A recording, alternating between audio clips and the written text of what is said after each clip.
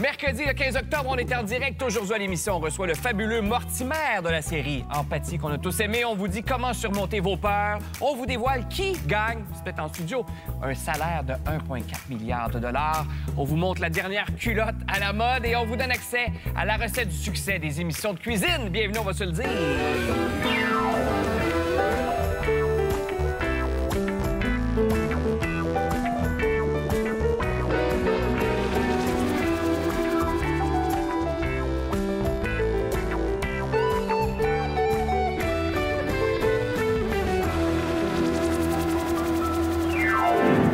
Vous êtes beau. Est-ce que c'est à cause de ce que ça sent dans l'air? La fièvre du hockey, mesdames et messieurs.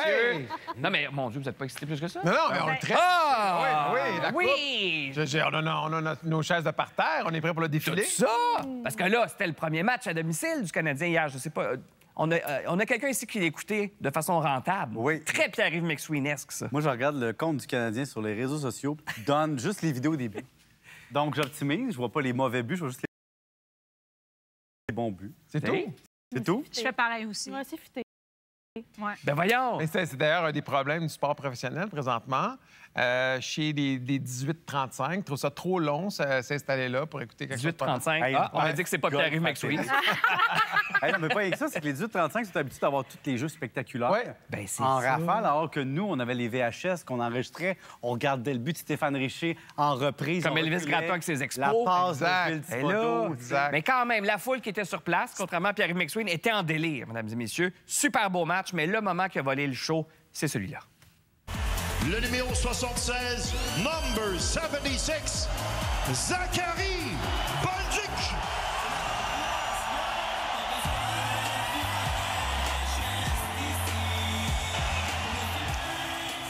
Bon, bon, toi, bon, Ouais. tu hoches de la tête parce que là, le Ouais. joueur Zachary Bolduc qui a fait son entrée sur la chanson Pour mon pays de cire pathétique, ça fait quand même vibrer notre petit film national. La foule était vraiment en délire. Là. Oui, un gars d'ici, qui est une chanson qui parle d'un gars d'ici, Ben oui. puis qui score des buts pour un club d'ici. Ben. Extraordinaire, on aime ça, là. Ben oui. C'est patriotique à soi, là. Ben oui, c'est ça, ça te donne pas le goût de l'écouter plus que ça. Ah, mais moi, je l'écoute à chaque... Ah, ben oui. Moi, Bon. le Canadien ou bien Serpat? Que Comment tu j'écoute. dis? Cire pathétique. Ah, ou- oui. C'est Pat. Ouais, c'est son- Excuse-moi, je suis là. Hey, toi, ouais, je c'est suis son vieux, hein? surnom. C'est Pat. C'est son C'est surnom. qui, dans Pat? le- Patrick qui? Mais- non, mais c'est que chaque joueur faisait, c'est ça le concept un peu, faisait son entrée comme un boxeur sur une toune. Quelle toune vous prendriez? C'est bon, moi, je me suis mis à penser à ça. Ça serait quoi ma toune? Surtout si tu joues à domicile, c'est différent, là. En fait, Oh. ce qui serait bon aussi, c'est que tu aurais du Serge Fiori, dis-moi c'est quoi ta toune. Là, ce serait Ah comme- C'est le oui! méta, oui, c'est ça. Moi, ça serait du Offenbach, parce qu'il faut quand même que ce soit un peu, tu sais, testostérone OK. genre les os qui dorment. C'est un peu Ah, les cliché, os, mais ouais, c'est ouais. Traversion, très bonne toute. Des chansons qui terminent d'ailleurs le show de notre ami Nive. À la fin de son spectacle, c'est ça qui se met à jouer, mais il y a quelque chose de très, de très Rocky-esque dans cette tune-là. Killing in the Name of, là. Tu sais, quelque Oh, chose de... The Rage Against the Machine. Ouais, bonne bass.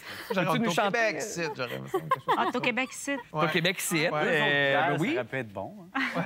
Mais quel genre de saison est-ce que ça annonce? Parce qu'on a un joueur, on a un joueur, oui. On a un fan aussi Oui, des joueurs. Je rêve d'être un joueur. Oui. Mais, non, mais moi, ça va être une très bonne saison. Ils vont faire les séries éliminatoires. Absolument. Et c'est l'équipe la plus jeune de toute la Ligue nationale. Fait que donc, normalement, statistiquement, les équipes jeunes, ils font pas les séries, ils se rendent pas loin. Puis on a eu beaucoup de signatures aussi. Ça, c'est intéressant aussi. Beaucoup de signatures. Donc, le noyau, il est signé pour plusieurs années. Donc, on Ben, bizarre. c'est ça. Puis il y a eu, il y a eu Hudson qui a signé avec un boni de signature élevé. Donc, pour un salaire moindre, Ben oui, c'est ça. il va recevoir un gros chèque qu'il va pouvoir placer et faire de l'intérêt dessus. C'est bon, Ce qui fait ça. que son salaire devient plus élevé que quelqu'un qui reçoit un gros salaire, mais peu d'argent par année pendant longtemps. Lui, il va faire des intérêts sur gars son de propre business cash. qui parle, toi. Ouais. Ouais, mais par année, son bonus, pareil. Mais moi, ce qui m'intéresse plus, c'est Mais son... 11 millions la première année, puis Ouais, 11 pas millions pire. la deuxième Ouais, il va le année. placer. Pas beaucoup, Ce mais que j'aime oui. aussi, c'est son numéro 48. Parce Oh. que rappelons-nous si on fait de la numérologie. Oui. Qui portait le numéro 48 en 93? Jean-Jacques Daigneault. Oui, oui. Donc, OK. moi, je vois un hommage caché à Jean-Jacques Daigneault. On dirait qu'on OK. était chanteur masqué. On dirait que tu essaies de deviner quelque chose. Il n'y a pas de punch. Il n'y a pas de punch, OK. Dernière fois Non, le numéro, c'est Demidov 93. Je veux dire, il Ouais. porte, tu sais... Doug 80. Gilmour. Oui, oui. Ah oui, non, mais là, on a gagné la Coupe en 93. Mais la question, c'est pas ça. Est-ce que notre cérémonie est meilleure que celle des autres? C'est-à-dire que là, vous avez vu le match d'ouverture à Toronto. C'était pas la même ambiance. Là, quand c'est ici, il y a quelque chose Ils ont d'électrisant. enlevé Coldplay, là, il serait temps? C'est une bonne question, mais... Ils l'avaient enlevé puis ils l'ont remis. Hein? C'est Sérieusement, comme, demander si tu peux pas faire plus coloniser que ça, tu sais, comme une toune de toune l'étranger britannique. pendant 20 ans. Mais tu sais, on était les meilleurs à Montréal pour les cérémonies.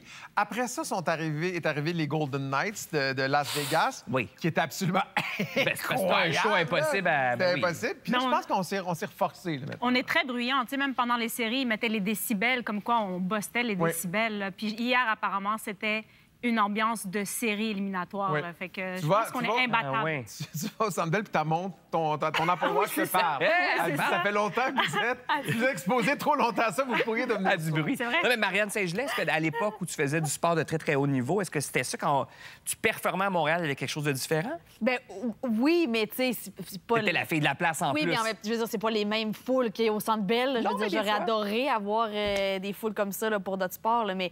Ça aurait été quoi ta toune, toi? Moi, ça aurait été Kings and Queens de 30 Seconds to Mars. Ah, mon Moi, je m'entraînais avec ça. Tu sais, mettons, je le mets dedans, là, je me sortais cette chanson-là dans mes oreilles, puis OK. ça me mettait bien dedans.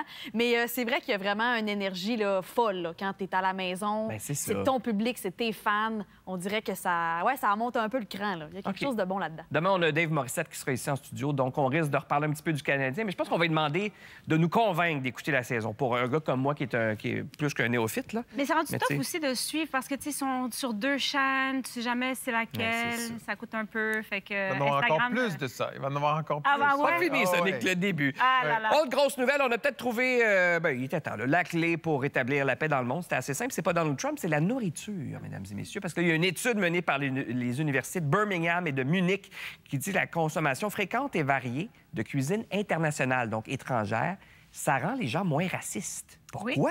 Ben, apparemment, c'est une entrée qui serait un peu symbolique. La nourriture, Ouais. ça nous permet de connecter avec les autres.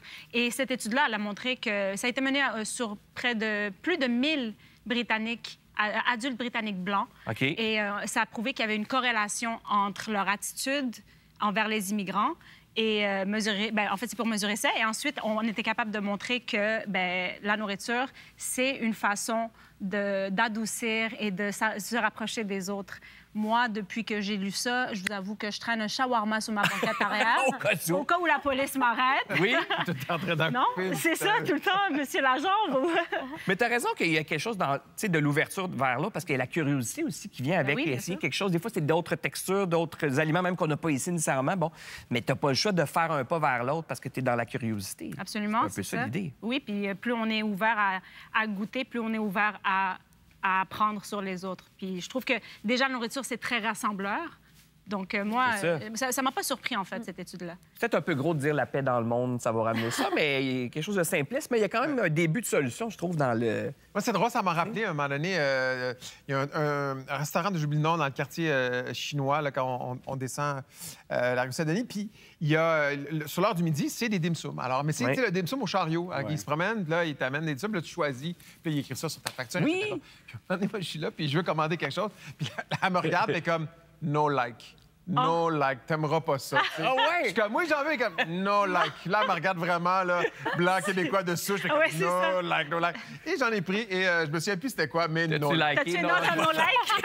C'est la texture, c'est C'est vraiment no une affaire like. de texture. Mais moi, j'aime beaucoup expérimenter. Puis oui, puis c'est sûr que si tu vas dans un restaurant, tu risques de parler à quelqu'un qui est là, puis tu vas découvrir Ouais. la culture, etc. Puis tu vas te rendre compte aussi que dans ce que tu crois être quelque chose de très typique, il y a aussi de la fusion aussi là-dedans. Ben Puis, oui. tu sais, la bouffe grecque est influencée par la bouffe turque, qui est influencée par toutes sortes Ouais. de trucs. Fait que non, je pense que c'est important. Moi, c'est quand je vais sur des blogs, faites ça, tu sais, des blogs de critiques de voyage. Oui, Je voyage pas, moi, Charles. Ouais. Ça sert à rien. pas un bon investissement. Non, exact. Mais tu sais, tu vas sur un blog, puis là, t'as toujours quelqu'un, là, qui est, je sais pas, une Américaine du Wisconsin ou je sais pas quelque part, qui dit c'était vraiment pas bon, ça goûtait pas comme chez nous. Puis là, t'es Ah comme, oui, mais là... Ben, c'est Mais ça le t'étais but. pas chez vous. T'étais pas Exact. chez vous. Non, Mais c'est c'est vrai ça. que les meilleures émissions, je trouve, de voyage depuis quelques années, c'est les émissions qui nous prennent par le ventre. C'est Ouais. l'émission où on découvre le pays par la bouffe parce qu'il y a quelque chose de l'ouverture. commun. Exactement, voilà. Je sais pas si vous êtes de ceux qui déversent leur fiel, tiens, comme cette femme du Wisconsin, justement, sur les réseaux sociaux, quand vous n'êtes pas satisfait du service, un achat au restaurant, peu importe. Sachez que c'est de plus en plus fréquent, tel point que là, la vengeance des consommateurs insatisfaits, c'est devenu un phénomène que les entreprises prennent très, très, très au sérieux. Je sais pas si c'est ton genre, Marianne, toi, de...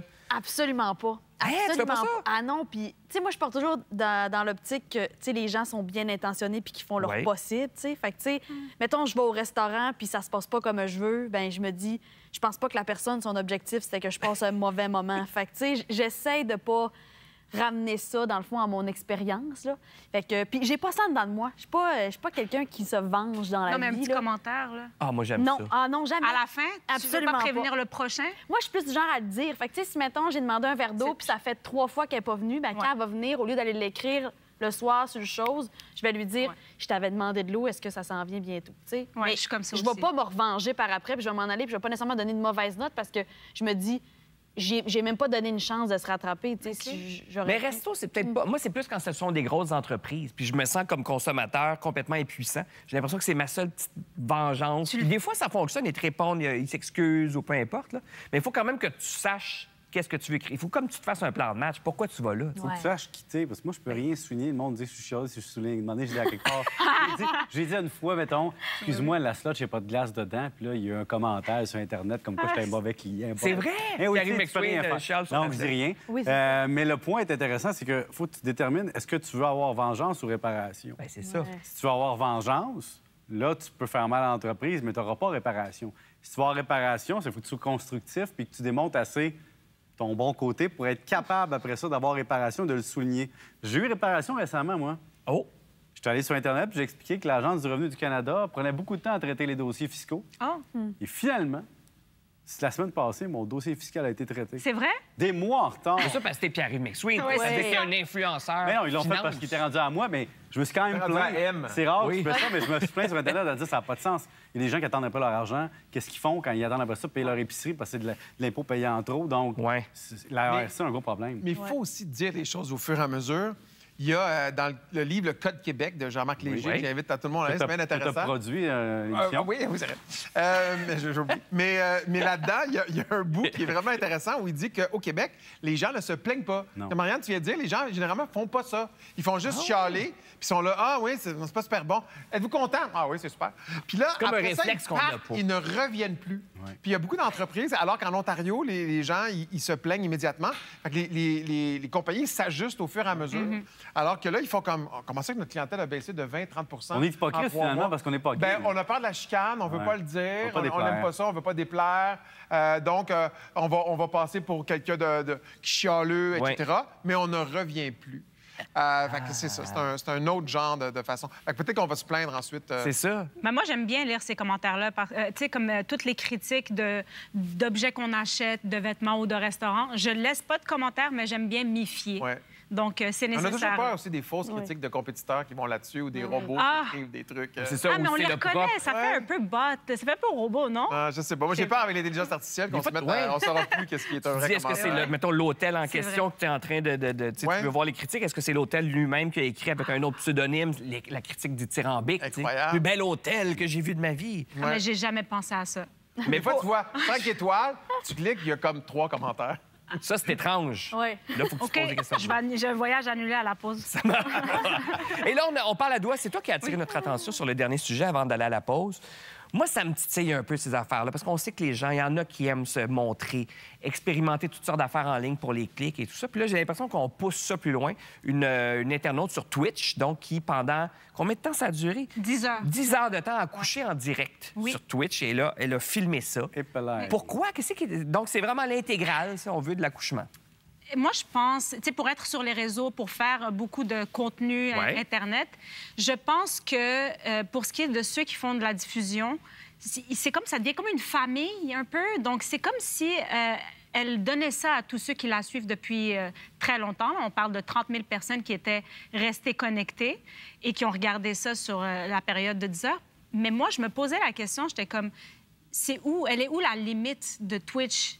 Et après, j'ai vu que Twitch, lui-même, la personne qui est Ben oui. le fondateur, lui a écrit félicitations. Fait que je suis comme, il n'y en a pas de limite. Puis pour moi, c'est un peu... je Ben, sais pour lui, ça paraît bien. Oui, en plus, exact. il a sûrement eu un gros auditoire Ben oui. pendant Mais l'accouchement. 30 000, 30 000, c'est Ouais. énorme. Même en pandémie, c'est on drôle n'était parce pas que quand capable j'ai dit d'avoir ça. qu'on parlait de ce sujet-là, tu sais, je me disais, OK, y a-tu des choses qui sont hors limite, tu sais, soit pour l'intimité, puis là, je me disais, Moi, j'ai même pas assisté à la naissance de mon propre fils parce que c'était une césarienne. Fait que j'ai pas pu être là. J'aurais été là, mais j'aurais pas pu. J'arrivais à la fin, mais d'ailleurs, le rideau était pas tellement haut, tu sais. Fait que j'ai comme vu de l'autre bord. T'as vu l'autre bord? Moi, je voulais pas regarder. t'es quand même grand. Les genoux m'ont plié un Non. peu. Mais je me disais, tu sais, j'aime mieux voir un accouchement que voir du monde faire du crack sur Twitch ou faire... Tu sais, il y a des trucs Sûr. très trash, là. Oui, il y a Fait que du dark web aussi. Ça, c'est une naissance, quand même. Oui, mais c'est un faux dilemme pareil, dans le sens que j'aime mieux voir ça que du crack. Tu sais, il y a aussi. Ah non, mais c'est On peut Aucun garder des ça deux. pour c'est très Exactement. voyeur. C'est sûr que c'est très Parce voyeur de que voir l'accouchement moi, de quelqu'un que je connais pas. l'année prochaine, j'ai une idée. Oh! On va produire en direct Là, tu ma parles au producteur. déclaration de revenus. Je vais rentrer mes feuillets sur Twitch pendant Hey, moi, je 5 suis là, heures. je regarde ça, c'est Ça sûr. va être incroyable. À la fin, vous allez voir ma déception. Ah, mais moi, c'est que je me rappelle qu'on était obligés en secondaire 3 de regarder un accouchement, puis on était toute là. Puis là, c'est comme tout le monde se connecte pour regarder ça. Donc, Mais c'est drôle ce que tu as dit, que cette fille-là, quelque part, elle devait ça à ses fans. Mais j'ai ça revient l'impression. souvent dans la bouche d'influenceurs. J'ai déjà, je vais pas nommer la personne, mais une influenceuse avec qui j'ai eu une entrevue, puis elle me disait, Une entrevue? à un moment donné, c'est elle qui a accordé l'entrevue, en fait, puis elle me disait, à un moment donné, j'ai changé ma machine qui distribue de l'eau sur mon frigo, puis les gens étaient tellement contents. Je leur devais cette nouvelle-là parce qu'ils savent que j'aime beaucoup l'eau. c'est On incroyable. est rendu là, pour vrai. Moi, je pense La qu'elle personne se reconnaît peut-être en ce moment. Ouais, mais- elle surestime un peu l'importance que Oui. les gens portent. La vie nord-américaine, dans le confort, on se crée des problèmes. Ah oui, Ben, oui. ça n'a pas de sens. Marianne a eu un bébé et toi, je sais que tu y as pensé longuement avant de le diffuser. Oh mon Dieu! Et non, c'est Ça a tellement. pas de Au bon sens. contraire, je voulais pas dire que j'étais enceinte. Moi, je suis à l'opposé. Mais je comprends qu'est-ce que tu dis parce que c'est vrai, on dirait qu'il y a plus de distance dans le fond. C'est dur à créer. Tu sais, autant les gens qui le consomment que, je veux dire, la créatrice. Tu sais, je veux Ouais. dire, pourquoi ça vous intéresse d'avoir un accouchement dans le fond? Tu sais, la question se pose aussi à l'inverse. Fait que, ouais, moi, je trouve ça. Moi aussi, je trouve que c'est comme. On est dans Louis Moi, XIX. j'ai pas On besoin est de dans voir Truman ça. Show, là, solide. Tu sais, il y a une Ouais. affaire quand on partage l'intimité, tu sais, il y a un nouveau-né, puis là, la personne, elle partage sur Instagram publiquement son enfant, mais elle y met comme une barre, tu sais, pour pas qu'on y voit Ouais, la face. ou un cœur dans le Ouais, fond. Ouais, un emoji, cœur dans la face. ouais. Puis là, je suis tout le temps comme, OK, mais donc tu veux, mais tu veux pas. C'est ce que tu dis. Tu veux pas y aller jusqu'au bout, mais tu veux qu'on le voit, mais tu veux pas qu'on y voit la face. C'est comme si on allait tout leur reconnaître. Ah, c'est ton bébé.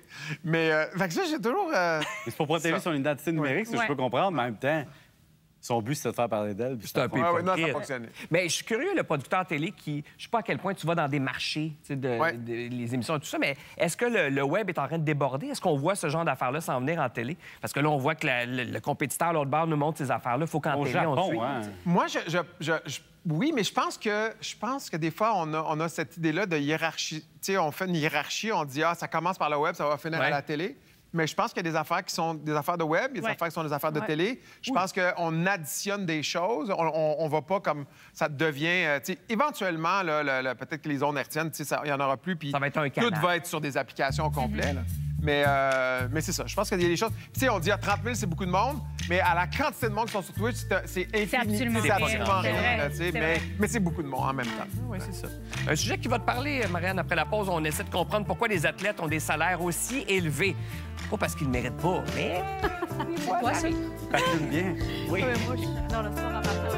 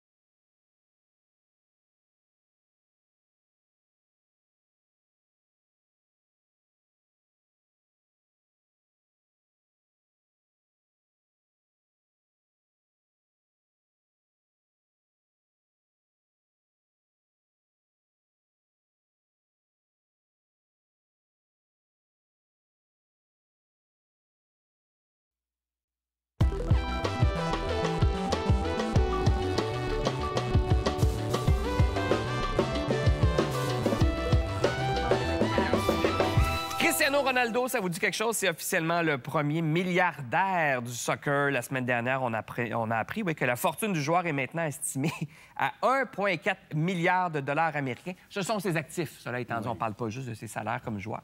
Mais ça n'a pas toujours été le cas. Non. Il fut une époque où c'était pas ces salaires-là. là. Il y a une question de marché, tu sais. Hein, tu sais. Ben oui. Des fois, on parle de la Ligue nationale de hockey, puis les joueurs, quand ils avaient juste 6 clubs, étaient donc mal payés.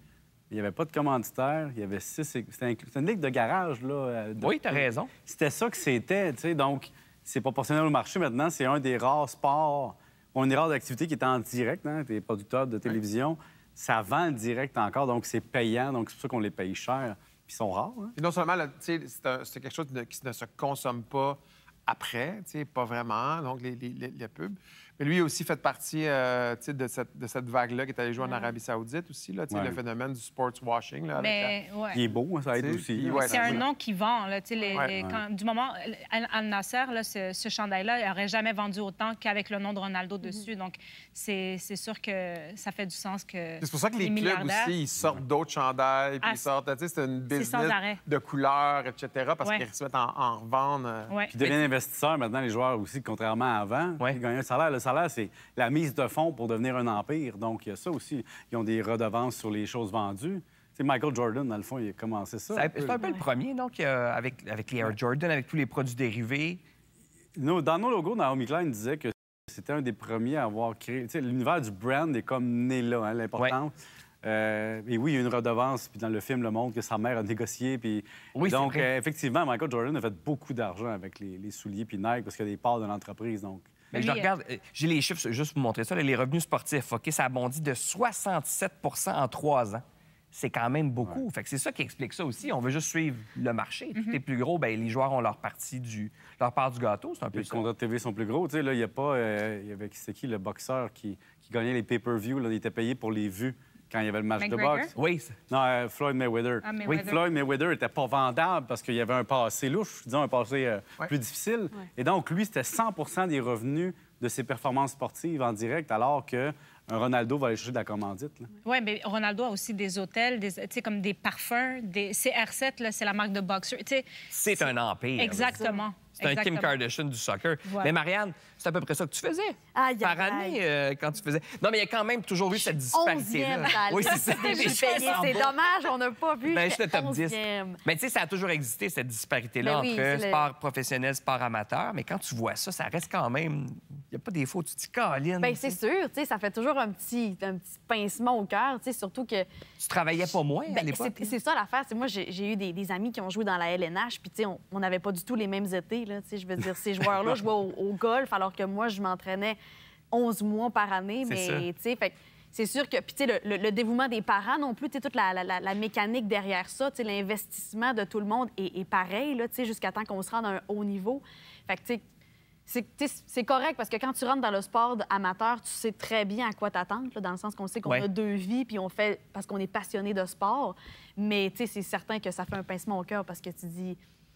Mais on comprend, c'est ça. Oui. C'est la Ben, réalité déjà- de la télé, c'est ce qu'on consomme, c'est ce qu'on aime regarder. L'offre puis, et la demande. Exactement, puis, tu sais, on c'est- comprend tout ça. Là. Mais Mais reste que comme amateur et fan de féminin sport, aussi. là, Oui, ça aussi. fait que les prix montent, les prix vrai. des billets, les prix des billets de saison et tout ça. Donc, est-ce que ça fait pas en sorte... Bien, c'est pas encore arrivé parce que les stades et les arénas sont pleins, mais il reste que c'est de moins en moins accessible pour monsieur, madame, tout le monde de suivre son sport. là. Ils sont pleins, mais ils sont pas partout pleins non plus. Non, là. c'est vrai, t'as raison. Si on prend le Centre Bell, mais tu sais, le hockey au Utah, je sais pas c'est quoi les assistances. Tu sais, je sais pas qu'est-ce qui se passe à Seattle. Je sais pas si c'est plein. Tu sais, Ouais. on a parlé en début d'émission, là, tu sais, la différence entre le match de Toronto Et de l'ouverture Montréal. Mais il faut savoir aussi qu'à Toronto, tu sais, les Blue Jays s'en vont en éliminatoire en série mondiale. Tout est en même Il y temps, a les là. Raptors. À Montréal, il y a ça, puis il y a l'équipe de soccer qui ont accepté qu'ils bâtissaient des joueurs pour les vendre ailleurs. Ça, Ouais. C'était ça l'idée du modèle économique. Fait que, tu sais, c'est ça. Fait que, mais il y a une effervescence qui fait en sorte que ben il y a le salaire qui va avec. Puis encore là, les joueurs de hockey, on le voit, là, sont pas...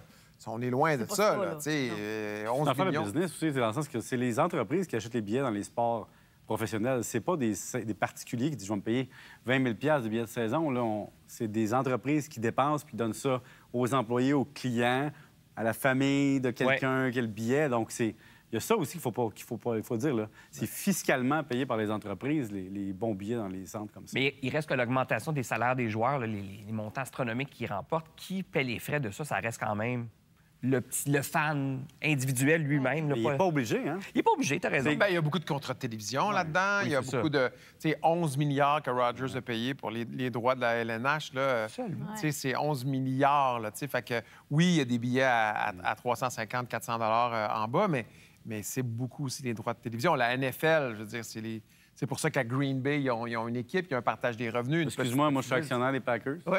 T'es-tu actionnaire des Packers? Oui, je suis actionnaire des Packers. T'achètes une action des Packers. Ça vaut rien, parce que, dans le fond, je suis actionnaire des Packers, puis les Packers, c'est comme... C'est une coop, les petits Ça Packers. ne se revend pas, l'action. C'est juste que on est une couple de Québécois qui sont actionnaires des Packers pour le trip. Puis tu peux le dire à télé. J'ai payé... Combien ça coûte une action des Packers? Je pense que c'est 300 quelques piastres US. J'étais invité chaque année Ah au oui? rapport pour aller voir l'Assemblée des actionnaires, puis tout ça. C'est un trip, là. Ça paraît bien, je trouve. C'est Terry drôle. McSween, actionnaire Mais tu peux des pas Packers. revendre. Tu sais, c'est au porteur, mais tu peux pas revendre. Tu Mais restes c'est pas comme... avec. Mais mettons, je vais régler ça, OK? Si ça vous tente d'assister à des compétitions sportives Non, de haut le monde, niveau... excuse-moi, le monde, ils disent 300 mais un chandail du Canadien, ça coûte 300 Ben, c'est ça. C'est ça, Fait tu sais. que, Moi, non, je suis c'est actionnaire, cool. par exemple. Je peux me promener dans des... Qu'est-ce que tu fais? Je suis actionnaire des Packers de Green Bay. Ça se place bien une Hey, si conversation. t'étais célibataire, mon homme, tu peux sortir ça Oui. quand tu creuses au bar. Ah, excuse-moi, Ouais, j'ai mais là, relancé. Salut, je connais un actionnaire des Packers. Ah, c'est moi! Moi, j'aime mieux rentrer au McDonald's et dire à mes enfants, papa est actionnaire. Oui, tu nous as déjà dit ça, c'est vrai. Ouais. Oh, il y a des parts dans tout, lui. Nomme-moi quelque chose, il y a des Ouais. parts là-dedans. Nike. Nike. Ben oui, c'est sûr que des fonds, on a Nike là, quelque part. Là. Ah, tu vois, il y a tout. Ben, incroyable. J'allais juste dire, si ça vous tente d'assister à des compétitions sportives de haut niveau, mais sans vous ruiner, pas mal moins cher, ben, il y a le circuit mondial de patinage de vitesse courte piste. C'est à Montréal et c'est en ce moment. Marianne sera là en fin de semaine. Mais bien Elle sûr. sera là pour analyser les Exact. compétitions. Mais comment vont les Canadiens? Ben, Ça vont ressemble à bien. quoi le portrait en ce moment, ouais? Bon, bien, on a quand même des grosses ambitions là, côté canadien là, pour les prochains Jeux. On vise 6 médailles et plus, Pas quand mal même. bientôt, là. C'est en février prochain, ouais. Mais vraiment, on a une belle équipe, une équipe qui était beaucoup plus jeune, mettons, sur ce recul de 4 ans, moins expérimentée. Ouais.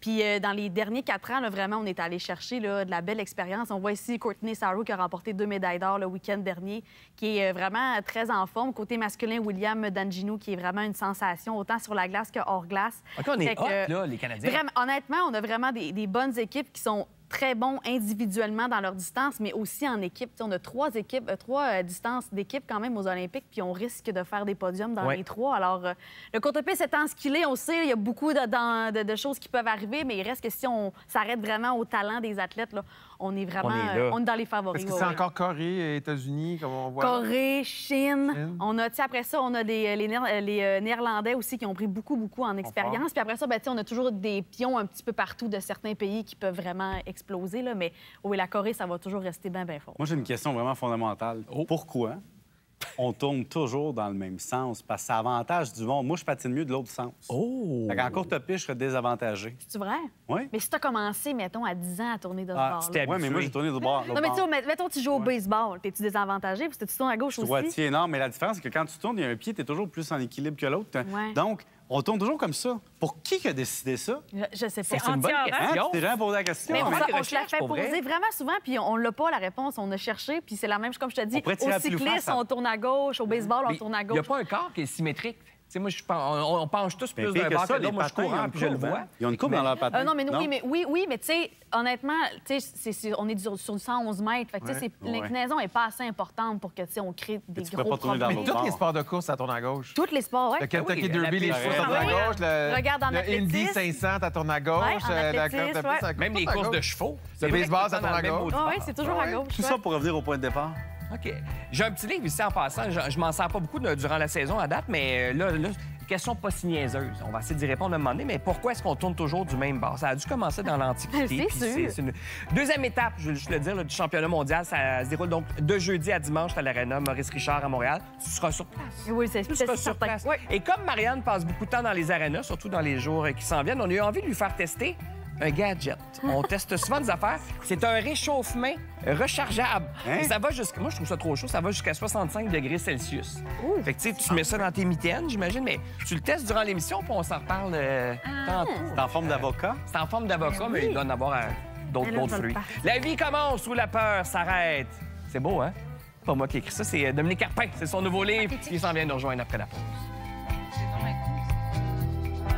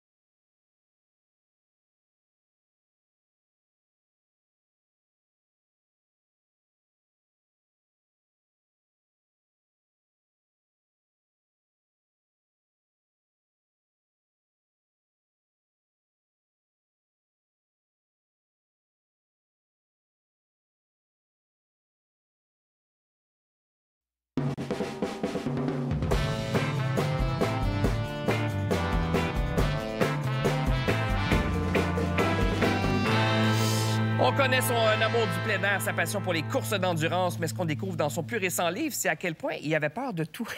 Des hauteurs, il avait peur de la mort, des orages, de l'eau, de la trahison, plein d'autres trucs. Mais il a surmonté toutes ces peurs-là pour être avec nous. Dominique Carpin, allô? Salut! Peur de l'avion aussi. L'avion? Peur du ridicule, peur de parler en public, name it, je les ai toutes. Mais la vie commence là où la peur s'arrête, c'est le nom du livre. Oui.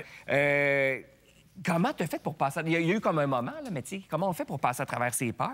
Si on veut clencher dans la vie puis passer à la prochaine étape. Bien, moi, ça m'a pris un événement dramatique dans ma vie pour me faire réaliser que je vivais enfermé dans une prison puis que les peurs étaient mes barreaux. Dans mon cas, ça a été le diagnostic de cancer. Oui. Puis la promesse que je me suis fait à ce moment-là, dans le couloir qui menait au bloc opératoire, de me dire, si je me réveille après l'opération, là, je vais prendre ces peurs-là pour une fois dans ma vie à bout de bras, puis je vais essayer de les vaincre. Donc, c'est un processus dans lequel je suis depuis plus d'une dizaine d'années. C'est pas réglé. C'est loin d'être réglé. J'ai l'impression que ça va être l'histoire de ma vie. Parce que tu as encore des peurs? Ah, parce que, non, mais je reprends le titre. La vie commence où la peur s'arrête, mais elle s'arrête pas d'un coup, là. Non, c'est ça. Faut travailler. Mais je crois beaucoup à la désensibilisation. Puis ce que je réalise avec le temps, c'est plus que je me pousse dans ces peurs-là, bien... tranquillement, pas vite, elles se dissipent. Elles disparaissent pas, mais elles sont moins intenses. J'utilise souvent l'image de l'escalade. Tu sais, la première fois que j'ai fait de l'escalade, à 10 mètres, je voulais mourir. Là, tu sais, c'était pour moi là, l'équivalent de grimper l'Everest. Aujourd'hui, ben, tu sais, je peux grimper à 30 mètres. J'ai aussi peur à 30 mètres que j'avais peur à 10 mètres, tu comprends? Mais ça prend plus de temps avant que j'atteigne cette peur-là. Puis je me dis que si je continue un jour, bien, je monterai peut-être à 50, ben à 100 mètres. Puis il y a toute l'anxiété aussi. C'est beaucoup là. Bien, à travers le livre en filigrane, mais toute la première partie, c'est beaucoup l'anxiété. Ouais. Est-ce que c'était un frein à quelque chose? Parce que l'anxiété, ça fait peur. Ça crée des peurs. Oui, j'ai un trouble anxieux depuis que je suis tout petit. Et pour une raison que j'ignore, j'ai réussi à vivre pendant plusieurs années sans éprouver de symptômes d'anxiété. Puis j'ai cru que j'étais soigné, que j'étais guéri de ça. Et il y a eu une occasion où c'est réapparu dans ma vie d'une manière tellement fulgurante que là, j'ai fait comme, OK, c'est pas réglé, ce problème-là. C'était où? Parce que t'en parles dans le livre. Oui, bien, c'était dans une compétition de triathlon. J'adore la nage. Je nage en eau libre depuis plusieurs années, mais je sais pas ce qui s'est passé dans cette course-là. C'était à Tremblant, je vais m'en souvenir toute ma vie. Et là, j'ai fait une attaque de panique dans le lac. Il y avait plein de gens autour de moi qui m'accrochaient, qui me passaient par-dessus. Et là, ça a tilté dans ma tête. Je me suis mis à avoir des palpitations. J'arrivais plus à respirer. Puis quand tu es dans l'eau, c'est quand même assez pénible. Et là, j'étais sûr que j'allais mourir. Et j'ai réalisé après coup que ce que je vivais, c'était une attaque de panique. J'ai essayé par tous les moyens de contrôler ça, d'y retourner. Mais c'est pas encore réglé. Là. Je vis encore avec ces problèmes d'anxiété-là. Pour une sportive, j'imagine que ça te parle beaucoup, tout ça. J'imagine que, sûr, oui, elle a peur, mais elle a peur de ne pas être capable, la peur d'échouer, tout ça, tout le temps, ça te joue dans la tête. Bien, tout à fait. Bien, oui, tout à fait. Puis c'est un peu comme ça que ça survient un moment donné, c'est que tu penses que tu gères tout. Ouais. Parce que, tu sais, tu l'as déjà fait, puis rien s'est passé. Puis là, un moment donné, bien, ça fait comme arriver d'un coup, puis là, tu n'es plus capable de rien gérer, puis tu te dis, mais mon Dieu, mais je l'ai tellement fait souvent, pourquoi là, ça arrive? Mais c'est parce que, tu sais, ça a tout le temps été là. C'est juste que pour une raison que tu sais pas, oui, tu as géré, mais là, à un moment donné, ça marche plus. Dit-elle avec ses chauffe-mains. Oui, ça fonctionne bien, by the way. Ça fonctionne bien. Oui, il y a un bout, OK? Parce que tu parles du cancer que tu as eu en 2013. Ouais. Là, tout de suite après, tu as couru. On dirait que tu as performé ton cancer. Je trouvais, parce que tu dis, le destin a quand même bien fait les choses. Au moment de recevoir mon diagnostic de cancer, je m'entraînais déjà depuis plusieurs semaines pour le marathon d'Ottawa. Ouais. J'étais donc au sommet de ma forme pour affronter l'opération et récupérer rapidement la chirurgie. Puis là, 5 mois plus tard, tu cours un marathon. Fait qu'à quelque part, on dirait qu'il fallait que tu... C'est-tu comme remonter en selle rapidement ou c'était comme... On dirait que tu l'as performé, ton cancer. C'est niaiseux, mais moi, le marathon puis le cancer, dans la même année, c'était comme si les deux venaient s'équilibrer. Comme un yin et un yang. Là. Oui, effectivement. Fait que j'étais... Puis c'était une façon... Tu sais, tout le monde réagit de manière différente face à la peur de mourir puis face à un traumatisme comme celui-là. Moi, ça a été de me jeter à corps perdu dans le sport puis de m'accrocher à ce rêve-là que j'avais à ce moment-là de faire un marathon. C'est une façon aussi d'envoyer chier le cancer puis de dire, je suis plus fort que toi, je vais réussir à faire en 2013 le marathon que je m'étais promis de faire. C'est pas vrai que je vais me laisser freiner par cet événement-là. Mais ça a été, je veux dire, t'en cours, tu cours toi aussi, j'étais pas assez entraîné, c'était beaucoup trop rapide, tu sais, dans le processus, mais c'est ma tête qui a couru. Puis le fait de le faire, c'est ça qui t'a fait du bien, peut-être au-delà de la performance, c'est juste d'y aller. Oui, exactement. Ça a été une performance quand même assez ordinaire en termes de durée, tout ça, mais l'accomplissement, puis c'était comme de dire, OK, je peux tourner cette page dans le chapitre. C'est là où ça revient plusieurs fois à l'émission depuis le début de la saison, puis même l'année passée. Tu sais, les ultramarathons, ceux qui mettent leurs photos de marathon, ceux qui font de la trail, ceux qui font tout ça. Moi, j'en ai plein dans mon entourage. Puis je repense tout le temps à la phrase d'un spectacle de Louis-José Hood qui disait « Quand je vois quelqu'un courir un ultramarathon, je le regarde, je fais... » 1000 mauvais choix. Tu sais, il y a quelque chose, souvent, c'est soit pour se sortir d'une situation pénible, soit pour remplacer des fois une dépendance par autre chose. À quel moment ça devient trop, le sport, puis vouloir se surpasser? Bien, je pense quand ça vire à l'obsession, là. Puis moi, j'en ai vu plein, puis je suis convaincu que toi aussi. Puis pour moi, c'est super important de ne pas aller dans cette zone-là, mais c'est vrai que la ligne est vraiment c'est une drogue, le sport, à un moment donné. Oui, puis c'est le temps d'entraînement, c'est le temps que ça représente dans nos vies. Tu sais, moi, ma blonde, une chance, c'est une sportive, puis elle est compréhensive dans la vie, puis elle savait que j'avais besoin de ça, mais tu sais, quand j'y repense, le nombre d'heures que j'ai passé à aller m'entraîner, le nombre de week-ends que j'ai consacrés à aller courir en montagne alors qu'elle s'occupait de la maison, puis de... Bien, oui, ça peut effectivement paraître très égoïste vu de l'extérieur. Mais c'est tout ce qui vient autour aussi. Je ne sais pas si tu l'as remarqué, mais là, peut-être que ton alimentation a changé. Ah oui. Là, ta vie sociale va changer aussi parce que tu te dis, il faut que je me couche plus tôt. Exact. Fait que, c'est ça. Fait que, il y a comme une limite où c'est correct parce que tu te dis, j'ai une compétition, puis je vais le faire pendant un certain temps parce que je veux vraiment être optimale. Mais là, c'est après ça, quand tu te rends compte que c'est dans le day-to-day de ta vie, tu fais, OK, là, c'est vrai que peut-être que c'est... Moi, je vais par phase. Je sais pas si c'était comme ça que tu fonctionnais, mais tu sais, j'ai des phases dans mon année où je vais all-in. Tu sais, je m'entraîne pendant... J'ai un plan d'entraînement qui est vraiment intense avec... J'ai un X dans mon calendrier, mais après ça, je m'arrange pour que ça soit libre les prochaines semaines, les prochains mois. Fait que je fais ça 2-3 fois dans mon année, mais le reste du temps, je suis un... T'es comme comblé normal. pour le reste de l'année. Oui, ça me prend au moins ces 2-3 affaires-là par année. C'est comme un jeu ou un piège ou quelques serpents de fièvre. D'habitude, là, ça prend 1 minute, puis je fais ça là, quand t'es là. Hey, mais je finis là-dessus, mais dans le livre, tu dis, c'est un peu ça que t'as entrepris à ce moment-là, la quête d'un gars ordinaire pour devenir extraordinaire. Y es-tu arrivé? À être extraordinaire? Oui. Non. Tu peux jamais... T'es jamais arrivé quand tu veux devenir Non, extraordinaire. au départ, c'était supposé s'appeler l'apprenti crinqué. Parce que c'était une émission de télé, les crinqués. Je me considère... des crinqués. Ouais, je me considère encore comme un apprenti qui veut devenir extraordinaire pour faire des grandes choses dans sa vie, mais je pense que c'est l'histoire d'une vie, ça. On est tous des crinqués ici. Oui, Je suis un peu quand fait ça. Ça s'intitule La vie commence où la peur s'arrête. C'est déjà en librairie. Merci, Dominique Carpin. C'est un plaisir. Tu repars en courant? Tu viens ça avec moi? Bonne émission de compétition culinaire. Ça se déguste aussi autant que ça se dévore goulûment. On en discute après la pause avec une crinquée des compétitions culinaires. C'est toi, ça.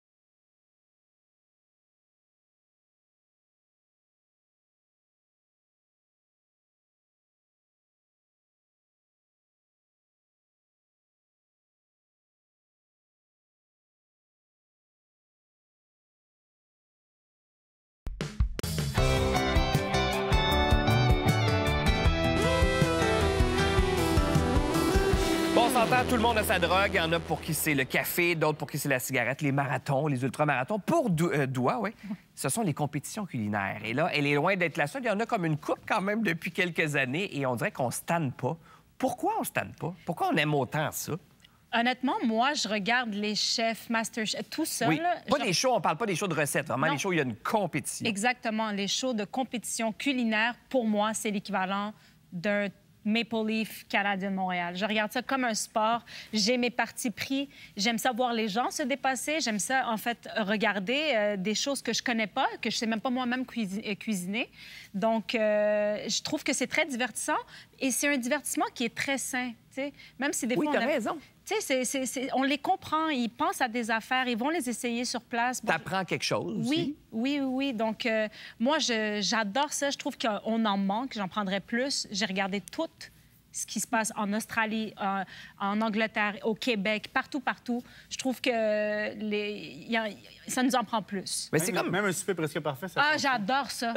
Oh my gosh. Même un souper presque oui, parfait. mais même eux, je trouve que... Bon, après... Puis moi, je suis insultée quand il y en a qui arrivent et qui font un stunt, là. Je suis comme, tu te prends pour qui? Oui. Moi, je suis ici pour Pas ça, apprendre. l'idée. Je suis là pour apprendre. Je suis là pour apprendre. Mais le plat est pas si important si je t'écoute. Parce que tu parlais de c'est comme ton sport. Ouais. C'est pas parce que tu joues que tu regardes le hockey que tu joues au hockey. Non. C'est juste pour. C'est l'entertainment, c'est Oui. le côté divertissant du truc. Ah, moi, j'adore quand ils partent le chrono, là, puis ils partent à course avec leurs Crocs. Je suis comme... Pour aller chercher des pommes. T'es comme, voyons. Mais pour eux, c'est important. Ça prend les meilleures pommes dans la meilleure tarte, tu vois. Genre, c'est tout l'univers, je pense, qui m'est pas familier du tout. Là. Tu Moi, sais que Charles a produit MasterChef Junior. Ah ben bravo.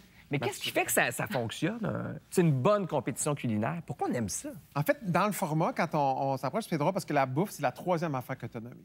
La première affaire que tu as dit, c'est j'ai des partis pris. Après ça, je m'attache. Puis après ça, tu as parlé de la bouffe. Ouais. Puis en fait, ce qu'on raconte quand on raconte une compétition culinaire comme MasterChef, c'est vraiment dans la Bible, c'est il y a la vie de quelqu'un dans cette compétition-là qui va changer. Puis on va la voir. Puis comme dans les compétitions de sport individuel, comme le golf, par exemple, tu ne te bats que contre toi-même parce que c'est toi qui fais le plat. Puis à la fin, ils vont goûter, mais tu peux pas plaquer quelqu'un. Il y a parfois des twists d'équipe, là, etc. Tu peux gagner un avantage, prendre un ingrédient, mais quand même. Fait que c'est vraiment au niveau de l'attachement. Tu sais, moi, je donne des notes sur tous les épisodes de MasterChef, puis je pensais pas que j'allais pleurer dans mon bureau en regardant quelqu'un partir, tu sais, puis Moi, je suis dedans. On s'attache, puis les gens, ils pleurent. Puis c'est le seul endroit où est-ce que, mettons, Last Comic Standing, tu ris des blagues. Quand je fais la voix, t'entends les chansons. Mais quand tu fais une compétition culinaire, c'est le seul endroit où on a des gens qui nous écrivent pour dire « Elle aurait jamais dû être éliminée, c'est elle qui aurait dû gagner. » Puis tu dis « Oui, mais t'as même pas goûté au plat, t'as aucune idée qu'est-ce que ça goûtait. Ça avait juste l'air beau. » Mais tu t'es attaché au personnage. Puis là, on va en faire un autre qui s'appelle 24 in 24. Ça, c'est quoi? C'est un marathon. Là. Alors là, c'est une compétition où est-ce qu'on va avoir un épisode par semaine, mais où est-ce que pendant 24 heures, 24 chefs vont venir cuisiner, puis on va en éliminer, mais ils n'arrêteront jamais. C'est comme tourner un téléthon. Fait que moi, je vais aller dans la régie pendant... En fait, ça dure 26 heures parce qu'il y a tout la avant, puis maintenant, on dit go, mais ça aussi, on l'a tourné. Ouais, fait que ça, c'est fou. Mais les compétitions culinaires, ça n'arrête pas dans le monde. Tu sais, Top Chef, il y en a beaucoup. Puis c'est toujours comment Chopped, Beat Bobby Flay, il y en a beaucoup. Alors, comment est-ce qu'on réinvente ça? Puis, bien sûr, c'est un endroit où est-ce que, comme une compétition sportive, on va pas se faire spoiler, fait qu'on veut l'écouter pas mal oui, tu veux à la que ça soit semaine. là. Tu veux l'écouter là parce que tu veux pas aller sur les réseaux sociaux. Puis c'est aussi, bien sûr, un type d'émission de télé où est-ce qu'on peut faire beaucoup d'intégration commerciale. Il y a beaucoup de produits à vendre, tout le monde mange. Puis, bon, ben là, à un moment donné, c'est le porc du Québec, c'est le lait, etc., tu sais, avec les fromages du Québec. Mais tu vois, pour moi, me faire spoiler cette émission, ce genre d'émission-là, ça me dérange pas parce que je suis quand même curieuse de voir au final qu'est-ce qui a fait qu'il est éliminé. Faut que tu plugues ta mère avec Charles. J'aimerais ça. Elle avait inscrit sa mère. Ma mère parler. Ma mère, ben, elle sera pas contente que je dise ça, mais c'est une des meilleures chefs que je connais. Ben, 24 on 24, après. oui, vas-y! Elle adore pas de toute façon, fait que... Je vais inscrire mes filles à MasterChef Junior. Pourquoi pas? Ah oui, MasterChef Junior, gros fan. Non, mais... Ah, mais ça, c'était le fun aussi. Ah, écoute, ça, c'est dégourdi, une autre les enfants qui parlaient. Ça nous était enlevait tellement l'idée que bon, c'était les- juste des jeux vidéo. Tu sais. Ah! Après la pause, la star française qu'on a découverte dans Empathie, Thomas Nguidjol. On parle pense que tout a été dit, mais non. Cet album de 30 ans ne vieillira jamais. C'était magique, là. Un cadeau sans prix et une grande découverte. C'est l'album francophone le plus vendu dans le monde. C'était fait sur mesure. Je vais vous raconter l'album 2.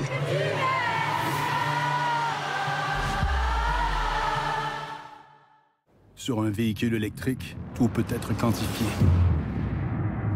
Le couple, la vitesse, les kilomètres d'autonomie, les litres d'espace de chargement. En fait, la seule chose qu'on ne peut pas quantifier, c'est comment on se sent lorsque ce véhicule électrique est une Mustang. La Ford Mustang Mach-E tout électrique. Bonjour. Salut. As-tu des nouvelles de Luc? Ouais, j'en ai eu. OK. Il est super content de son nouvel emploi. Grosse journée en vue? Ouais, comme d'habitude. J'ai pas mal de factures à gérer. Encore aujourd'hui, il existe un écart réel entre les hommes et les femmes. Un écart salarial dû à la sous-évaluation des emplois féminins. Bon appétit. Bon appétit. Ensemble, nous pouvons corriger cette situation.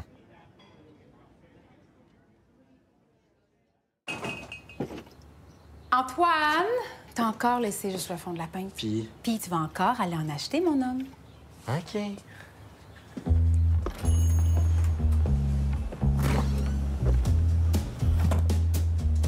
Encore du lait? Ouais, c'est mes frères, là, c'est des ados. Tu sais que tu peux en prendre plus, hein? Non, j'ai mis revenir. Plusieurs fois. OK.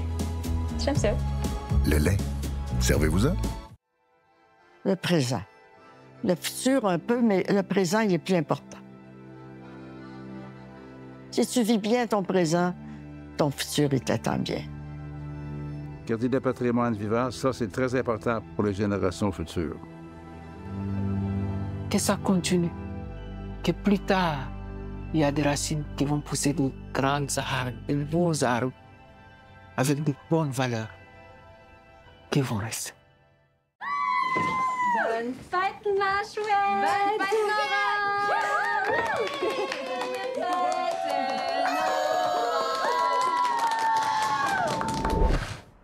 Bonne fête, ma chouette. Est-ce qu'on fait dodo dans le tout, maman? Ouais.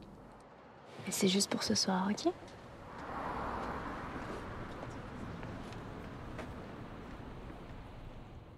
Le sirop Petits Fruits énorme potentiel, le concept de coupon nourricier et le problème de dénutrition des aînés à domicile. J'adore faire à manger, mais j'avais plus de goût. L'épicerie, ce soir 19h30.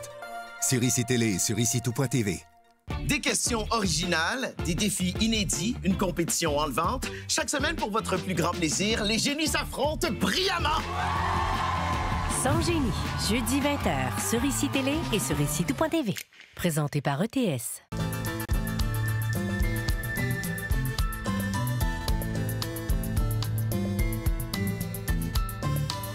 On a connu son côté sérieux dans la série Empathie. Il revient au Québec pour nous faire rire. On accueille l'humoriste, acteur, réalisateur, star française et plein d'autres trucs. Thomas N'Guidjol, bonjour. Bonjour à tous. Bonjour. Là, Empathie, moi, j'arrête pas de voir Florence Lompré, ta collègue qui est partout en France, sur les réseaux sociaux, à des émissions de télé, tout ça. Ça joue Empathie, c'est présenté à Heure de grande écoute. Est-ce que tu t'attendais à ce succès-là? Les Français vraiment accueillent cette série-là à bras ouverts. Non, en France, je pensais pas. Enfin, je m'attendais pas. Je savais, comme je le dis, je savais que je travaillais avec des gens de qualité qui faisaient un super boulot. Ouais. C'est vrai qu'il y avait quelques signes quand même, parce que quand on a gagné un prix à Cérémania et qu'on a 13 minutes de standing ovation, on sent qu'il se passe quand même quelque chose au niveau de la population française. Donc il y a eu d'abord le passage chez vous, où ça a été, je crois, un succès. Mais c'est vrai qu'en France, depuis septembre, là, c'est pas dire la folie, mais ça marche très, très bien. J'ai des messages dans les réseaux sociaux toutes les 10 minutes. Enfin, c'est génial, c'est top. Mais c'est particulier parce que là, je t'ai présenté comme l'acteur sérieux d'Empathie, alors qu'en France, t'es l'humoriste. Puis tu as même dit toi-même que sur les plateaux, pas que tu as de la misère à ce qu'on te prenne au sérieux, mais les gens s'attendent toujours à ce que tu dises quelque chose de drôle et tout ça. Mais c'était beaucoup plus avant, parce que j'avoue que je jouais pas toujours le jeu, parce que j'aime pas qu'on me pousse à faire des choses. Donc, en fait, j'ai refusé des fois certains exercices. Et puis, au fur et à mesure du temps, les gens, ils te comprennent. Et puis là, notamment, j'ai fait un film il y a quelques mois en France qui n'est pas du tout dans le registre de l'humour. Et donc, du coup, les gens comprennent. Et puis, j'ai plus l'âge que j'avais quand j'ai commencé. J'ai évolué en tant qu'homme, je suis devenu papa, tout ça. Donc, j'aime pas l'injonction de l'humour, moi. J'aime pas qu'on me force à faire des choses. L'injonction tout court, d'ailleurs. Au début de ta carrière, tu dis qu'il y a des humoristes comme toi, il n'y en avait pas tant. En tout cas, personne qui te ressemblait. Oui. Donc, ça a été quoi ton chemin pour que ça décolle à un moment donné puis que ça perce? Je pense que c'était la sincérité, l'intégrité, le fait de pas changer de bord, de pas essayer de plaire à tout prix, de dire que y a des gens qui passeront parce que tu ressembles peut-être pas à, mais au moins tu corresponds à d'autres. Et puis, au fur et à mesure, on est tous gagnants de toute façon avec nos singularités. Donc, même ceux qui sont réticents, parce que c'est pas la population. La population, quand je tourne dans toute la France, elle est multiculturelle dans les salles. Mais c'est vrai que d'un point de vue médiatique, c'était un peu plus dur, parce que des fois, ils vous mettent dans des cases. Et ces cases-là, pour les péter, c'est un peu de travail. Mais au fur et à mesure du temps... Ça le fait, ça va, il n'y a pas de souci. Mais il y a aussi des très grands humoristes que quand ils sont mis à faire quelque chose de très sérieux, je pense à Robin Williams, par exemple, qui est arrivé, puis là, boum, il a fait la Société des poètes disparus, puis tout le monde a fait « Oh, OK, il y a des acteurs comme ça qui... Jim Carrey aussi. Jim Carrey aussi, qui a fait, Spotless Mind and the Infinite Non, Sadness, mais de toute façon, c'est toujours intéressant aussi de faire... On a tous, peut-être pas tous, mais il y a un terrain grave, c'est beaucoup d'humoristes quand même. Moi, en tout cas, je sais que je l'ai, et je l'assume beaucoup plus, en fait. Je sais que des fois, je peux avoir de la colère, je peux avoir de la tristesse, tout ça. Il y a juste un moment de la vie où on a moins peur de le montrer au début. On a ce côté un peu dépressif à être toujours smiley, toujours être dynamique, drôle. Puis en fait, quand la lumière s'éteint, on se rend compte que c'est pas du tout notre vie. Donc c'est bien d'assumer qui on est à 360, j'ai envie de dire. Et j'avoue que moi, le drame me parle beaucoup plus que la comédie. Mais ça n'empêche pas que... Mais ça n'empêche que dans l'empathie, il y a beaucoup de comédie. Voilà. Oui, aussi. Il y a du drôle là-dedans. Non, mais ça n'empêche pas que même dans la vie, moi, j'aime rire. J'aime rire, mais j'apprécie le côté sombre que j'ai. Enfin, j'apprécie pas le côté sombre de la vie, mais j'assume, pardon. J'assume plus le côté sombre que je peux avoir. Voilà. J'ai un extrait quand même de ce que tu fais sur scène, parce que sur scène, c'est pas du drame. Là, on parle vraiment d'un spectacle d'humour. On a un petit extrait. Mais à la fin de la fin, messieurs, dames, n'oubliez jamais une chose essentiel, c'est que la France est un bon pays.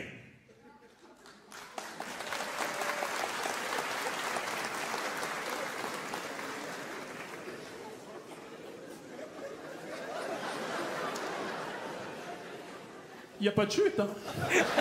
Ça finit comme ça. Mais il y a un côté engagé dans ce que tu fais aussi. Je ne sais pas à quel point c'est voulu et c'est important pour toi, mais il est là, ce côté-là. Justement, par les questions que tu posais avant, par mon ADN de vécu, il y a quelque chose de politique, en fait, déjà à la base. Donc, moi, je ne me considère pas comme quelqu'un d'engagé, mais de par ma présence, je suis déjà un facteur X, en fait. Donc, en fait, derrière, il n'y a pas besoin de trop en rajouter parce que les expériences de la vie... personnel, moi, m'ouvre à des sujets politiques parce que ma vie, je la regarde d'un certain prisme drôle, mais à chaque fois, je suis à la fin amené par prolongation à des sujets très graves. À des sujets très graves. Donc, je pense que on a ça en commun d'ailleurs, parce que tu deviens un porte-étendard sans le faire exprès. C'est ça, un petit peu. Donc, de par nos origines sociales, nos origines africaines et tout un tas de choses, ça fait qu'à un moment donné, le politique vient toujours aussi se mêler à ça. Et puis aussi, on a un engagement en tant qu'humain, au-delà d'être des enfants issus de l'Afrique. On a aussi notre engagement d'humain qui nous fait être lucides sur l'époque sur laquelle on vit. Les origines, c'est le Cameroun. Absolument. Et bon, tu es le premier enfant de la famille qui est né en France. Mais il reste que ces origines-là, tu as renoué avec tout ça pour le film. C'est Indomptable, le film dont tu parlais, qui va être présenté à Cinémania en novembre à Montréal. Le film qui est beaucoup basé, c'est un peu l'histoire de ton père, en fait, qui est un homme assez autoritaire. C'est drôle. Qui en impose, en tout cas. Qui a du charisme, je dirais. Autoritaire, c'est marrant parce que maintenant, il est grand-père, il est très sage. Mais non, c'est un peu inspiré, en plus de ma famille. Mon père, c'est vrai que c'est le personnage central. Et sur Indomptable, effectivement, j'avais envie de me raconter un peu, de raconter mon rapport avec mes frères, de raconter aussi le rapport avec mes sœurs. Et puis, je l'ai fait aussi beaucoup pour mes enfants. Parce que faute, on est des sociétés très taiseuses, nous. On ne parle pas beaucoup. Ah ouais? On a un oui, on a beaucoup de problèmes. On n'est pas là, venez, on va vous expliquer. Non, tout est dans le non-dit.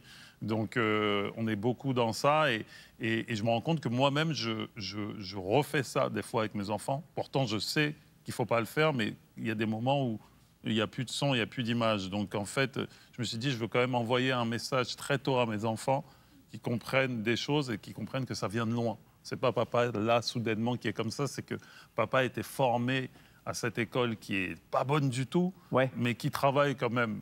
Et puis il laisse quand même une œuvre qui peut vous servir le cas échéant. C'est particulier, une famille où il y a beaucoup de non-dits. Je ne sais pas comment on réagit quand le fils débarque puis dit ben, papa, maman, je vais être sur scène, je vais faire de l'humour, je vais être acteur. Non, moi, j'ai travaillé, mon tout premier spectacle, j'ai travaillé à la bibliothèque municipale de ma ville. Pour te cacher? Ouais. En silence. Pas drôle. Bonne place pour Je ne pouvais pas du tout travailler à la maison. Moi, j'ai un frère qui, à l'époque, faisait du rap. Je suis passé en dessous de lui. C'est pour vous dire, parce que à l'époque, le rappeur, c'était vraiment le raté de la famille. C'était le bas de l'échelle. On disait, toi, c'est pas possible. Et là, quand j'ai dit comique, c'était abstrait. On dit, vraiment, on ne vire pas, mais je ne veux pas entendre parler de cette histoire. Donc, moi, j'étais très loin dans la bibliothèque. Et comment ils réagissent, tes parents, au succès? Ben oui. Mes parents, ils sont d'une nature... ils sont fiers, mais c'est pas comme s'ils étaient fiers. Ils n'attendent pas on va dire, la lumière, c'est pas la partie qui les intéresse. Ils sont inquiets parce que c'est des mondes qu'ils ne connaissent pas. Donc, en fait, ils sont inquiets de mon état à dire est-ce que ça va? Est-ce que tout se passe bien? Fais attention à toi, en fait. Parce qu'ils ne connaissent pas la rue, la vie, ils connaissent un peu, voilà. Mais là, il n'y a que de l'inconnu. Donc, ils sont un peu frileux de ça, jusqu'à mon vieil âge, quand même. Mais ils sont contents quand même, ils ont une sorte de fierté. Et comme je vous dis, c'est beaucoup dans le non-dit. Donc c'est à travers des petits gestes que je me rends compte que tout va bien. Mais c'est pas une fierté. Mon fils, il est là. Ils sont pas du tout comme ça. C'est pas notre éducation. J'anime La Voix, The Voice. Puis j'ai eu des parents où le père était « Non, mon enfant, c'est pas un métier stable et tout. » Puis il est à côté de moi. Puis là, bang, bang, bang, bang, les chaises se tournent. Puis là, je le vois me regarder, puis comme... Il y a l'assentiment de tout le monde. Puis là, tous ses chaînes de valeur sont anéantis. C'est tout le temps drôle à regarder. Ouais, c'est vrai que pour vous, ça doit être spontané. C'est vrai que ça déclenche quelque chose d'irrationnel. Il n'y a pas beaucoup de non-dits, là. C'est ça. Il a du talent. Merde. Merde, faut qu'on revoie nos trucs. Mais Thomas, j'invite les gens à aller te voir en spectacle les 17-18 octobre. C'est à l'Olympia de Montréal. Et le film duquel on parlait, Indomptable, c'est présenté au Festival Cinémania en novembre. Merci pour la visite. Merci à vous. On a dit qu'on a fait un échange. On vous a envoyé Florence, puis eux nous ont envoyé Thomas. Puis voilà. Au retour, on essaie de comprendre justement, c'est comme une suite, ce qui se passe en France en ce moment. Ça brasse avec notre correspondante à Paris, Nathalie Lesage.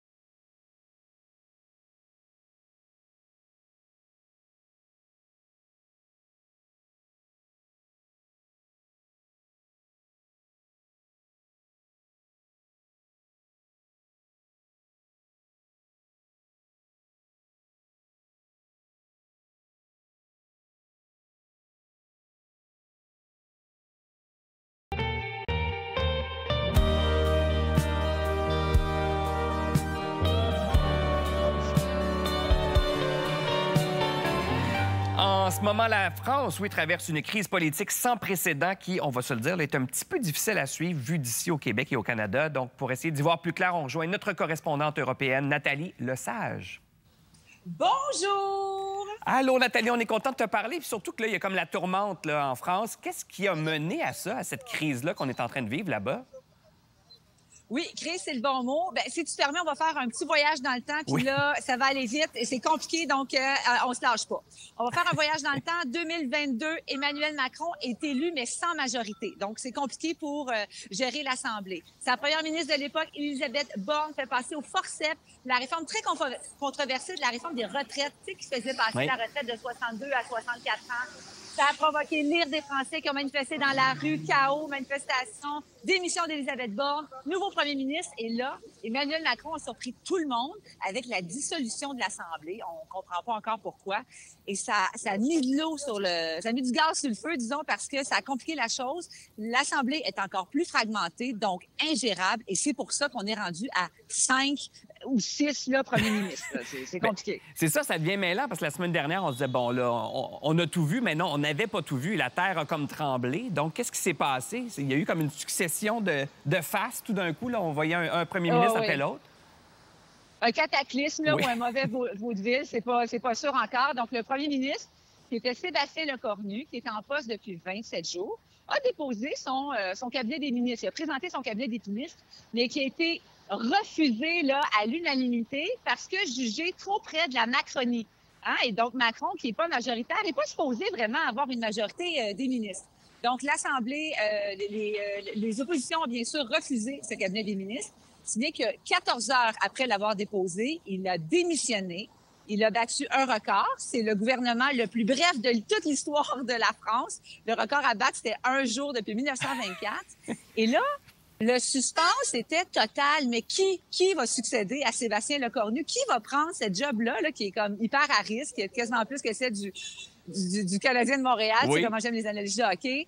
Et c'est, coup de théâtre, Sébastien Lecornu qui a succédé à Sébastien Lecornu. Ça aussi, on n'essaie pas de comprendre pourquoi. Mais donc, il a revu sa copie, il a présenté un nouveau cabinet qui, cette fois-ci, a été accepté. Et là, le prochain test de passage sera le budget. Mais là, attends, nous, d'ici, là, il y a un océan qui nous sépare. On trouve ça complètement absurde. On a de la misère à suivre. Je peux pas imaginer les Français. Il y a un chaos politique en ce moment, un chaos social aussi, j'imagine, qui s'est installé. Oui, bien, les Français en ont ras-le-bol. Oui. Une écorantite aiguë, c'est certain, parce que on ne sait pas où on s'en va. Ça coûte des milliards, tout ça, évidemment aussi. Hein? Puis c'est les Français qui financent ça. Selon un estimé, c'est 15 milliards que ça a coûté, là, ce avance-recul. Les taux d'intérêt montent, la bourse le hockey. Ça a un impact aussi sur l'Union européenne parce que la France est la deuxième économie la plus importante de l'Europe. Donc, évidemment, on regarde ça avec curiosité. Et donc, c'est ça. Comment il s'appelle? Sébastien Lecornu. Il y a tellement de premiers ministres, on les oublie. Donc, Sébastien Lecornu, c'est ça? qui se décrit comme un soldat moine. Bien, c'est également un soldat moine équilibriste parce qu'il marche vraiment sur un fil. Et son budget, voilà, on l'attend de pied ferme. Mais tu sais, on regarde les chiffres, c'est assez parlant. 14 seulement des Français qui ont encore confiance en Macron. C'est le niveau le plus bas, en fait, depuis qu'on a créé ce baromètre-là de confiance. Là. Donc, est-ce qu'on peut s'attendre à une démission de Macron? C'est quoi la suite? Plusieurs records battus par Macron. On a fait les premiers ministres, le taux de popularité, le nombre de ministres également nommés sur son mandat. Effectivement, là, tant l'opposition que la population, que des anciens premiers ministres demandent sa démission. Puis un des scénarios, ce qui se dit, c'est pas moi qui le dis, c'est que son ego serait trop grand et qu'il ne démissionnera jamais.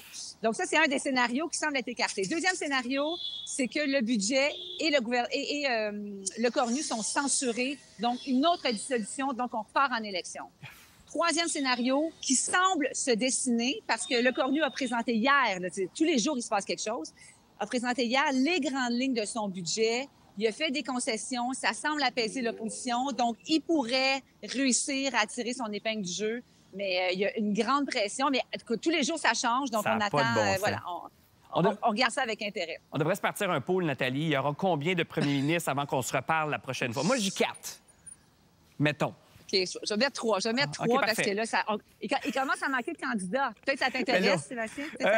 Non, j'ai un show à animer puis j'ai une famille ici au Canada. Hey, bien, merci, Nathalie, puis on va suivre ça de près. Merci, bye. Ciao! Ça n'a comme pas de bon sens. Et, finalement, c'est assez tranquille ici, la scène politique. Il se passe pas grand-chose. Ici, on met de l'argent, puis ça marche pas, ça fonctionne pas, puis on recommence. C'est ça. C'est ça ici. On recommence. Mais là, je passe d'une crise qui secoue la France, vous l'avez vu, à une crise beaucoup plus personnelle. Parce qu'il faut savoir qu'aujourd'hui, c'est la journée de sensibilisation au deuil périnatal. C'est une forme de deuil qui se vit souvent dans le secret. Et justement, dans une certaine intimité, on peut dire ça. Parce que c'est quoi exactement le deuil périnatal? C'est le deuil après la naissance? En fait, c'est très large. Hein? Ça englobe dès le moment de la conception. Donc, c'est pour ça qu'on parle de fausse couche. Ça peut aussi arriver à l'accouchement, mais aussi la première année de l'enfant. Fait que c'est quand même assez large. Fait que c'est pour ça que ça peut toucher de différentes façons.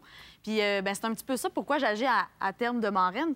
Tout c'est parti d'une expérience personnelle qu'on a vécue, mon conjoint et moi, exactement en 2023.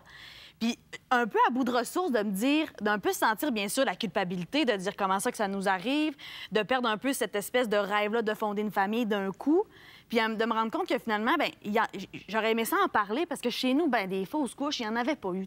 J'avais pas nécessairement de soutien. Ouais. Et c'est là que, justement, les CRP, les centres ressources périnatales, sont arrivés. Puis, c'est ça. Fait que ça a, entre autres, bien sûr, toutes sortes d'aides disponibles, mais entre autres, l'aide au deuil périnatal. Donc, c'est un petit peu comme ça. C'est un peu d'écarter les tabous, d'en parler, de dire que c'est legit d'avoir de la peine, de dire que tout ça, ça arrive. C'est quand même une grossesse sur 5 qui va se terminer en fausse couche. Donc, un petit peu de rendre ça un peu plus normal, puis que pour que les gens, les femmes, se sentent un petit peu moins coupables puis moins seuls dans cette espèce de deuil-là qui arrive beaucoup trop souvent. J'allais dire les papas aussi, parce que des fois, tu sais pas quoi dire à ta conjointe, comment la supporter là-dedans, quoi dire à l'entourage, ou quoi ne pas dire, ou comment gérer tout ça aussi. Tout à fait, parce que c'est sûr que pour la femme, il peut y avoir des problèmes un petit peu plus, physiques, parce que, on s'entend, c'est le corps aussi qui en souffre, mais il faut pas négliger justement l'aspect psychologique autant du papa que de la maman. Fait que, oui, c'est toutes sortes justement d'accompagnement, des groupes aussi, il y a du marrainage qui est possible, il y a toutes sortes de choses. Vraiment, c'est important d'aller les visiter. Il y en a 31 quand même au Québec, des CRP. Alors, puis c'est disponible, c'est rapide, c'est adapté aux besoins des familles, puis c'est surtout gratuit. Donc, faut pas se gêner pour aller les voir. Merci pour les témoignages. Ça fait plaisir. Au retour, on termine avec une femme d'affaires qui lance... On s'en va complètement ailleurs. La petite culotte la plus déstabilisante qu'on n'a jamais vue, vous allez voir. Un peu dégueulasse.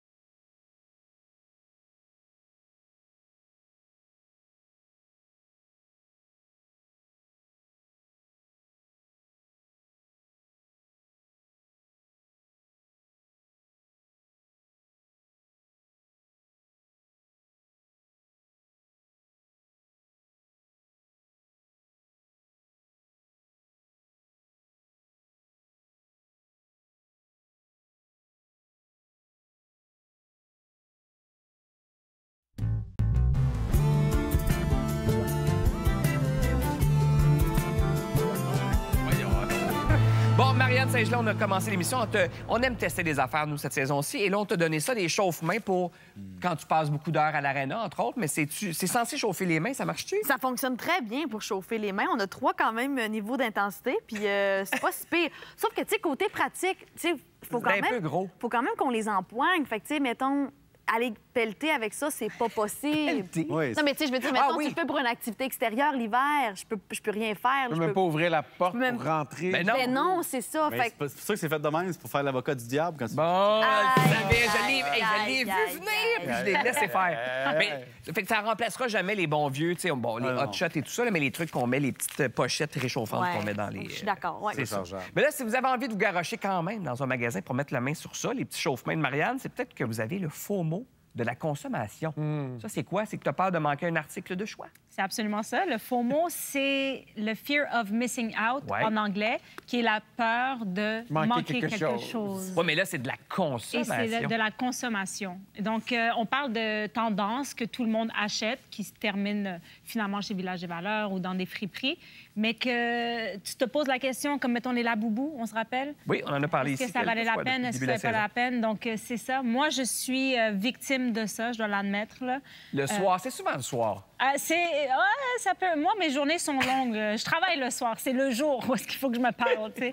Mes paniers sont complets, mais c'est... Mais tu le cherches ou c'est l'algorithme qui trouve? L'algorithme le pousse. Je le vois tellement qu'à un moment donné, je me dis, crime, j'en ai besoin. Je sais que c'est ton plus grand cauchemar, je pense. Non, mais attends, c'est parce que j'ai quelque chose de... Là, tu pourras pas résister à ça. C'est la nouvelle tendance, mesdames et messieurs. La culotte, The Ultimate Bush. La touffe ultime. C'est traduit comme ça. C'est mis en marché par nul autre que Kim Kardashian.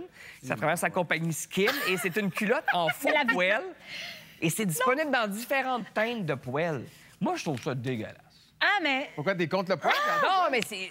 le poêle, on dirait que c'est en peau. Il y a quelque chose de... C'est drôle, puis les gens vont se faire épiler. Ils vont porter ça par-dessus. C'est ça, c'est comme... J'ai l'impression que Kim Kardashian est morte de rire, puis elle se dit, on va lancer quelque chose, on va voir à quel point tout le monde va embarquer. Non, mais moi, j'y crois, ça marche. Ça marche. Tu sais comment elle avait fait... elle va réussir à nous avoir. On va avoir ça dans 3 mois, je vous jure. Tu sais, comme les soutifs là, avec les pins dessus, moi, je commence à y penser. Ah oui? Je commence à trouver ça sexy. Oui, mais ça, il y a comme une raison, tu sais. Je dirais consciemment, excitation, froid, quelque chose de... Mais ça, c'est, tu sais, à moins que tu te promènes comme... L'hiver. Flambette, là, puis... ou l'hiver, c'est ça. L'hiver. Ça te promène avec des 2 avocats, puis... Non, mais qui va en profiter, effectivement, à part si t'es tout nu? Ben, le compte bancaire de celle qui le vend, là, mais... Moi, avec un code promo, je suis pas infaillible. C'est vrai? Oui.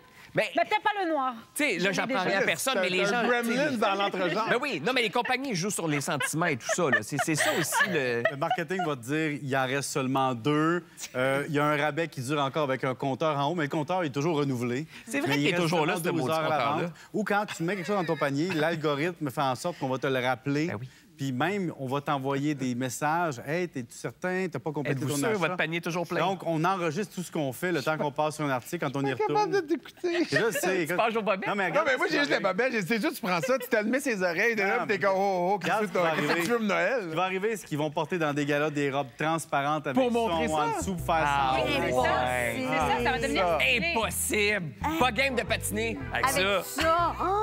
Imagine! Ça va ralentir. Les cheveux courts. Oui, ça va ralentir. C'est pas une économie. Demain, Marie-Maud Denis est là. Mon Dieu, j'ai ça dans de la tête. Alex Perron, Dave Morissette et Anne-Marie Dussault.